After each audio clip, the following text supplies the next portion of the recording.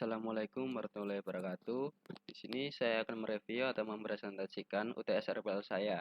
Sebelumnya, perkenalkan nama saya Sandi Tika Widodo dengan NPM 22081010323 dan dosen pengampunya adalah Bapak Kristia Aji Putra, Eskom MT. Nah, studi kasus saya apa? Studi kasus saya adalah sistem pengembangan bakat pada klub sepak bola anak-anak.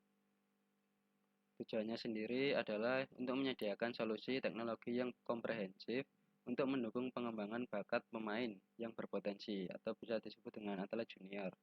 Fokus utamanya adalah pada peningkatan efektivitas pelatihan, pemantauan, evaluasi, dan pengelolaan data. Studi kasus saya ini termasuk ke dalam materi pemodelan sistem atau perangkat lunak. Nah, berikutnya kita langsung saja masuk ke use case diagram. Use case diagram merupakan teknik pemodelan yang digunakan untuk mendeskripsikan interaksi antara sistem dan pemakainya, serta menunjukkan fungsionalitas yang disediakan oleh sistem. Use case biasanya digunakan dalam analisis kebutuhan perangkat lunak untuk menggambarkan perilaku sistem dari sudut pandang pengguna atau aktor eksternal.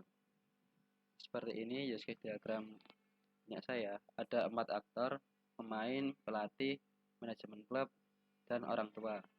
Ini pemain memiliki use case daftar ke klub, jadwal latihan, absen pertemuan, dan hasil pertandingan. Pelatih juga sama, di sini ada jadwal latihan, absen pertemuan. Lalu evaluasi pemain, pengelola pertandingan, dan pengelola data pemain.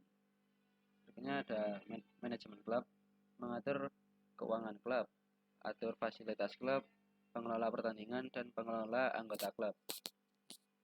Yang keempat ada orang tua, lihat pembayaran dan bayar pembayaran. Berikutnya ada kelas diagram, merupakan salah satu jenis diagram UML yang digunakan untuk menggambarkan struktur statis sistem perangkat lunak. Kelas diagram menunjukkan kelas-kelas dalam sistem, atribut-atribut dan metode-metode yang dimiliki oleh setiap kelas, serta hubungan antara kelas-kelas itu sendiri. Nah, seperti ini saya kelas diagramnya ada kelas pemain, pembayaran, jadwal latihan, orang tua, manajemen klub, pelatih, dan hasil pertandingan. Pemain terlibat dalam jadwal latihan yaitu partisipasi, jadi relasinya one to many. Lalu pelatih terlibat dalam mengatur jadwal latihan, relasinya juga one to many, dan sebagainya. Dan terakhir ada sequence diagram, merupakan diagram yang menggambarkan interaksi antara objek-objek dalam sistem perangkat lunak dalam urutan waktu tertentu. Sequence diagram menunjukkan bagaimana objek-objek saling berkomunikasi dan berinteraksi satu sama lain dalam rangka mencapai tujuan tertentu. Nah, di sini saya ambil aktor pemain, yaitu daftar ke klub. Di sini ada objek registrasi, validasi data, sistem, dan email. Pemain mengisi data di objek registrasi, lalu pemain juga submit.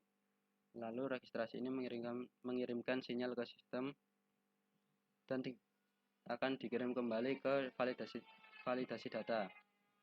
Setelah validasi data ini selesai, maka muncul dan dikirimkan kembali ke sistem yaitu hasil validasi. Jika valid, maka akan dikirimkan ke email pemain, dan jika tidak valid, maka akan menampilkan pesan error. Berikutnya ada aktor pelatih, ada objek database pemain, data statistik, laporan data pemain. Ini pelatih minta laporan fasilitas atau database pemain, lalu pelatih juga mengupdate data statistik dari pemain tersebut. Pelatih juga meminta laporan data pemain di objek laporan data pemain. Laporan data pemain ini ambil data pemain di objek database. Lalu database mengirimkan sinyal kembali ke laporan data pemain dan juga mengambil data statistik di objek data statistik dan dikembalikan kembali. Lalu laporan data pemain ini akan ditampilkan di pelatih. Tampilkan laporan. Nah, berikutnya ada manajemen klub dan memiliki objek data anggota klub, data pembayaran, laporan anggota. manajemen klub ini menginputkan data anggota di objek data anggota klub. Lalu manajemen klub menginputkan pembayaran dan laporan anggota ini akan mengupdate laporannya. Lalu manajemen klub melihat laporan anggota tadi yang sudah diupdate dan objek laporan anggota ini akan menampilkan kembali ke manajemen klub. Ini ada orang tua, ini yang terakhir. Ada objek sistem informasi klub, database pembayaran, dan riwayat pembayaran.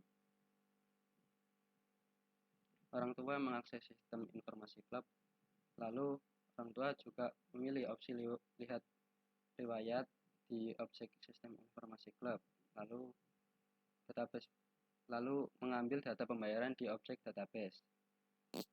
Nah, berikutnya kembali ke sistem informasi klub, data pembayaran, dan buat riwayat pembayaran ke objek riwayat pembayaran. Dikembalikan ke sistem informasi klub, riwayat pembayaran telah siap, lalu objek sistem informasi klub ini akan menampilkan riwayat pembayaran ke orang tua. Sekian dari saya, terima kasih. Assalamualaikum warahmatullahi wabarakatuh.